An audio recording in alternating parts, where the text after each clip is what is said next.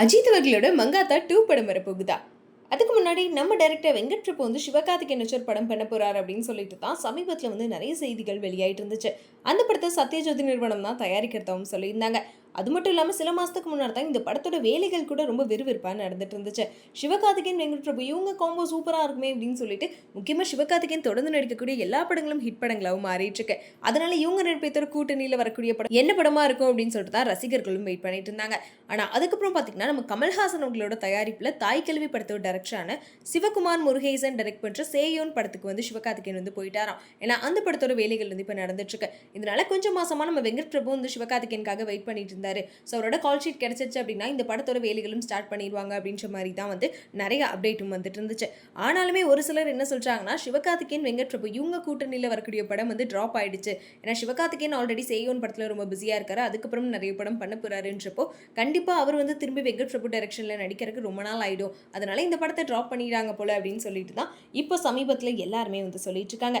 இதுக்கு நடுவில் நம்ம வெங்கட் பிரபு அஜித் அவர்களை வச்சு மங்காத்தா 2 படத்தை எடுக்கலாம் அப்படின்னு சொல்லிட்டு பிளான் பண்ணியிருக்காராம். ஏன்னா மோஸ்ட்லி பார்ட் 2 படங்கள் அப்படின்னாலே அவ்வளோ இன்ட்ரெஸ்டிங்காகவே இருக்காது அப்படின்னு சொல்லிட்டு தான் எல்லாருமே யோசிச்சுட்டு இருப்பாங்க.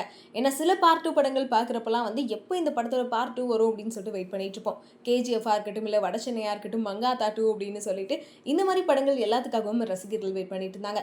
அந்த லிஸ்ட்டில் வந்து ஒரு முக்கியமான படம் தான் மங்காத்தாவும். ஸோ இப்போ மங்காத்தா 2 படம் எடுக்கலாம் அப்படின்னு சொல்லிட்டு வெங்கட் பிரபுவும் பிளான் பண்ணிட்டு இருக்காராம். அது மட்டும் இல்லாமல் அஜித் அவர்களும் வந்து இப்போ ரேசிங்கில் ரொம்ப பிஸியாக இருக்காரு. அதுக்கப்புறம் நிறைய ஆதித் ரவிச்சந்திரனோட டைரக்ஷன்லையும் படம் பண்ண போறாரு அப்படின்றப்போ அவர்கிட்ட கால் ஷீட் கேட்கலாம் அப்படின்னு பிளான் பண்ணியிருக்காங்க. அஜித் அவர்களே கால் ஷீட் கொடுத்தாலுமே அந்த படத்தோட தயாரிப்பாளர் யாரு அப்படின்ற கேள்வி தான் இப்போ பெருசாக இருக்கு. ஏன்னா அஜித் அவர்களோட அதிக சம்பளம் காரணமாகவே ஆதித் ரவிச்சந்திரனோட டைரக்ஷனில் அவர் நடிக்கக்கூடிய படத்துக்கே இப்போ வரைக்குமே ப்ரொடியூசர் கிடைக்காம தேடிட்டு இருக்காங்களாம். இந்த நேரத்தில் மங்காத்தா 2 படம் டைரக்ட் பண்ணாங்க. ஒருவேளை அஜித் அவர்களே ஃப்ரீயாக இருந்தாலுமே கண்டிப்பாக தயாரிப்பாளர் ஒரு பெரிய பிரச்சனையாக இருப்பாங்க. யார் இந்த படத்தை ப்ரொடியூஸ் பண்ணுவாங்க அப்படின்ற சிக்கலில் வெங்கட் பிரபு கண்டிப்பாக மாட்டுவார் அப்படின்ற மாதிரியும் வந்து சொல்லிட்டு இருக்காங்க.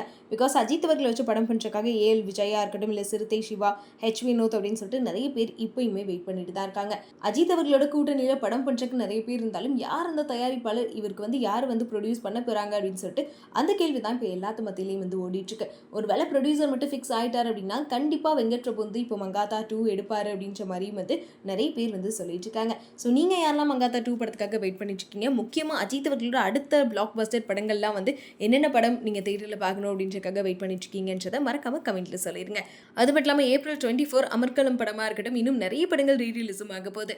அதில் எந்த படம் தேட்டரில் போய்ட்டு நீங்கள் பார்க்கறதுக்காக ரொம்ப ஆர்வமாக வெயிட் பண்ணிட்டு இருக்கீங்க அப்படின்றதையும் மறக்காம கமெண்ட்டில் சொல்லிடுங்க.